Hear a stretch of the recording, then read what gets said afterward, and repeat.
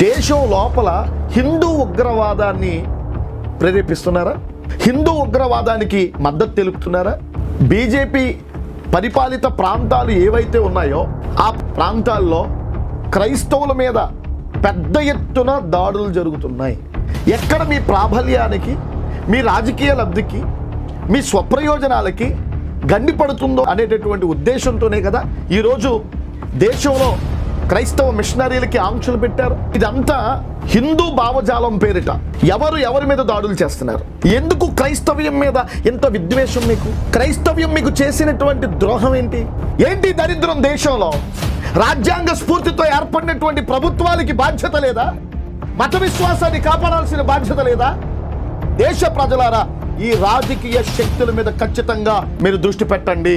ఈరోజు నేను ఒక వీడియో మీ ముందు పెట్టబోతా ఉన్నాను. ఒక్కసారి ఆ వీడియో చూడండి. వాళ్ళు చెన్నై నుండి బయలుదేరి జమ్మూ కాశ్మీర్కి వెళ్ళారు. అక్కడ మిషనరీ క్యాంపైన్ చేసుకుని తిరిగి మరలా చెన్నైకి వచ్చేసి చెన్నై దగ్గర ఉన్నటువంటి కదువా అనేటటువంటి జిల్లాకి సమీపంలో ఒక పాస్టర్ గారు FBBM మిషనరీ బృందాన్ని వారి ప్రాంతానికి ఒక చిన్న సమావేశానికి ఆహ్వానించడం జరిగింది. వాళ్ళు అక్కడికి బయలుదేరి వెళుతున్నటువంటి సందర్భంలో హిందూ జాతీయవాదానికి చెందినటువంటి టీం ఎవరైతే ఉన్నారో వాళ్ళు ఈ విషయాన్ని తెలుసుకుని 2-3 పోలీసు వారితో దారి కాసి, పోలీసు వారు ఉండగానే వారి మీద ఎటువంటి దాడికి ప్రయత్నం చేశారనేటటువంటిది ఒకసారి చూడండి. దేశంలో అంతర్గత గొడవలకి, అంతర్గత ఉగ్రవాద చర్యలకి పాల్పడుతున్నటువంటి ఈ హిందూ జాతీయవాద టీములు ఏవైతే ఉన్నాయో వాటి మీద ప్రభుత్వం ఏ విధమైనటువంటి చర్యలు తీసుకోదా? చట్టాన్ని వాళ్ళు చేతుల్లోకి తీసుకుంటారా?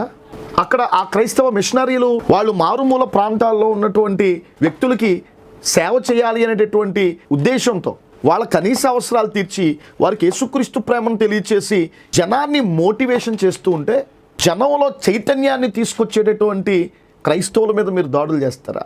ఇనపరాడ్లతోనూ కర్రలతోనూ వారి మీద దాడి చేస్తారా? దాడి చేసి 2 మహిళలను గాయపరిచారు, పురుషుని గాయపరిచారు. ఇదేనా భారతీయ సంస్కృతి? ఈరోజు మతం పేరు మీద దేశం లోపల హిందూ ఉగ్రవాదాన్ని ప్రేరేపిస్తున్నారా? హిందూ ఉగ్రవాదానికి మద్దతు తెలుపుతున్నారా? ఆలోచించండి. ఆ కదువా జిల్లాలో FBBM మిషనరీస్ మీద దాడికి ఎవరైతే పూనుకున్నారో, పాల్పడ్డారో ఆ జిల్లాలో ఉన్నటువంటి ప్రభుత్వ అధికారులు, ఆ జిల్లాలో ఉన్నటువంటి పోలీసు వారు వాళ్ళ మీద కేసులు బనాయించడమే కాదు, ఇలాంటి దాడులు ఇతర వర్గాల మీద హిందూ భావజాలం పేరట దాడులు చేసేటటువంటి వారిని ఎంత మాత్రం కూడా ఉపేక్షించకుండా కఠినమైనటువంటి చర్యలు తీసుకోవాలి.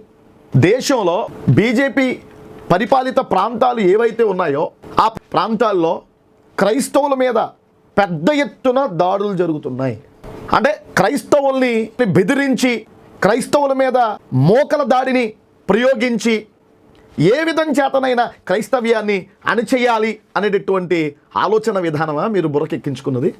మీ మతంలో లేని దాన్ని క్రైస్తవ్యం చూపిస్తుంది అనేటటువంటి అక్కస్సు మీ మనస్సులో పేరుకుపోయి, ఎక్కడ మీ ప్రాబల్యానికి, మీ రాజకీయ లబ్ధికి, మీ స్వప్రయోజనాలకి గండి పడుతుందో అనేటటువంటి ఉద్దేశంతోనే కదా ఈరోజు దేశంలో క్రైస్తవ మిషనరీలకి ఆంక్షలు పెట్టారు. క్రిస్టియానిటీ చేస్తున్నటువంటి సాంఘిక సేవా కార్యక్రమాలు జరగకుండా అడ్డుకునేటటువంటి ప్రయత్నం చేస్తున్నారు. క్రైస్తవ మిషనరీస్ ద్వారా ఆరంభింపబడినటువంటి ఎయిడెడ్ స్కూల్స్ అన్నిటికీ కూడా మూతలు వేసేటటువంటి ప్రయత్నం చేయించారు.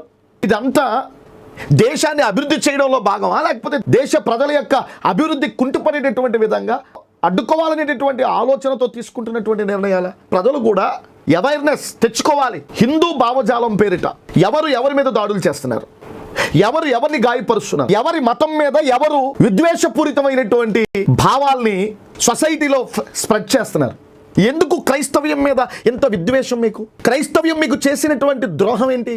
అంటే క్రైస్తవ్యం ఈ దేశానికి మంచి సేవా తాత్పర్యంతో ప్రజల్ని ఎడ్యుకేట్ చేయడం క్రైస్తవ్యం చేసింది తప్ప, క్రైస్తవ మిషనరీలు ఈ దేశ ప్రజల యొక్క జీవన విధానంలో మార్పు తీసుకురావటానికి పునాదులు వేయడం తప్ప, ఈరోజు SC, ST, OBC, BC కమ్యూనిటీలు ఒకసారి మీరు ఆలోచించండి. ఈ దేశ సేవలో సాంఘిక సంబంధమైనటువంటి కార్యక్రమాల్లో ఎంత బలోపేతమైనటువంటి ఆలోచన దృక్పథంతో ప్రజల జీవన విధానాన్ని మార్చడానికి క్రైస్తవులు వేసిన పునాదుల్ని ఒక్కసారి మీరు అర్థం చేసుకోండి. ఎందుకంటే క్రైస్తవుల మీద మీకు అంత కడుపు మంట? మనిషిని మనిషిగా ప్రేమించు అని చెప్పడం నీకు నచ్చట్లేదా?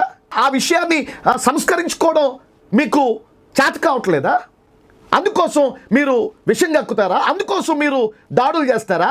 అందుకోసం మీరు దేశంలో అంతర్గత ఉగ్రవాదాన్ని ప్రేరేపిస్తారా, పురికొల్పుతారా?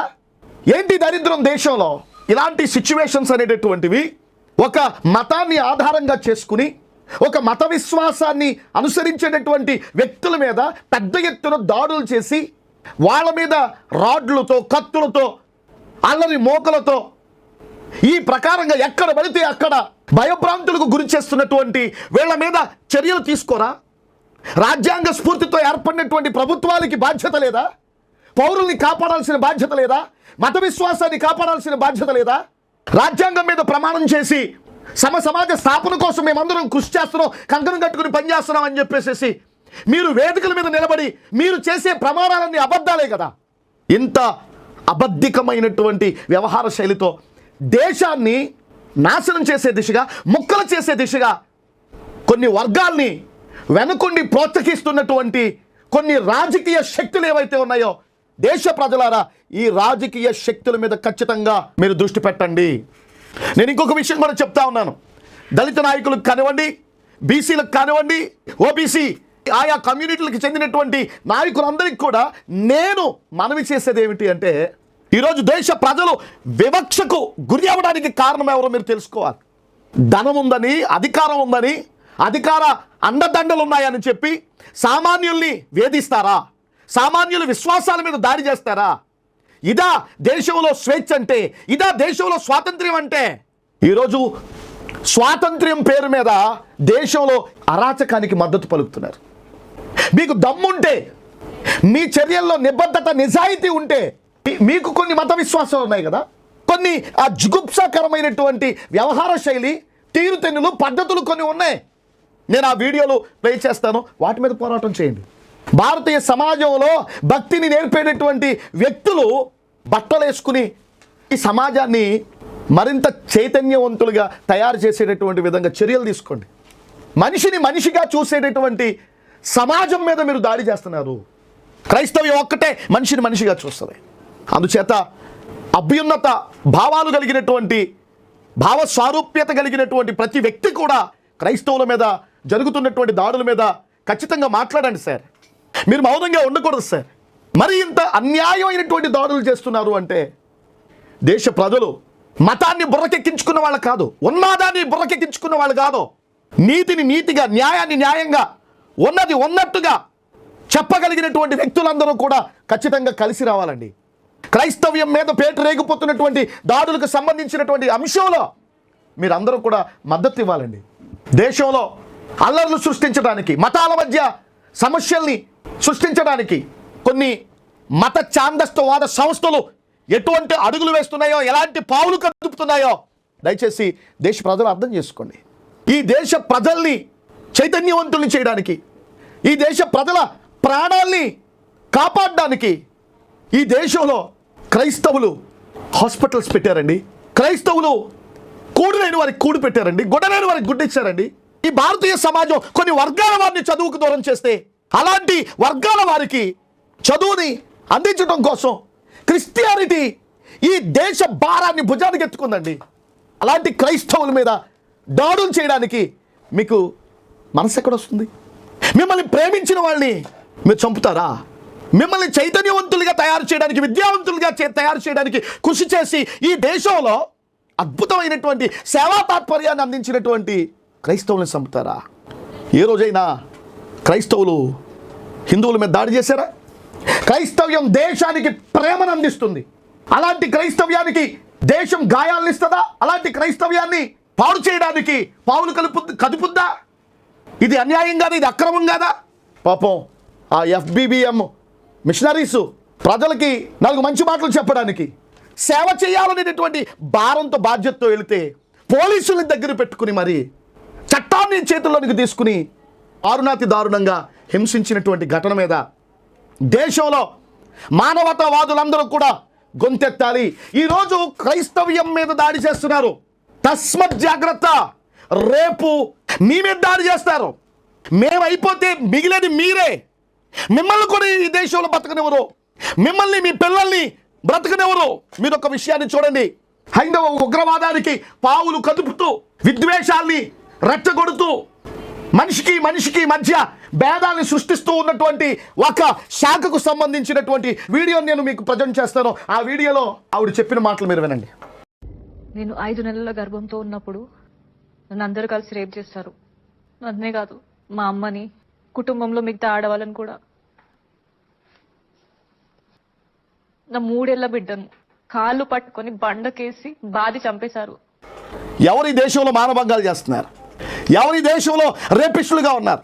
ఎవరి దేశాన్ని నాశనం చేయడానికి, ముక్కలుగా చేయడానికి కంకణం కట్టుకున్నారు? దేశ ప్రజలందరూ కూడా ఈ విషయం మీద ఖచ్చితమైనటువంటి స్పష్టత రావాలి, తెలుసుకోవాలి.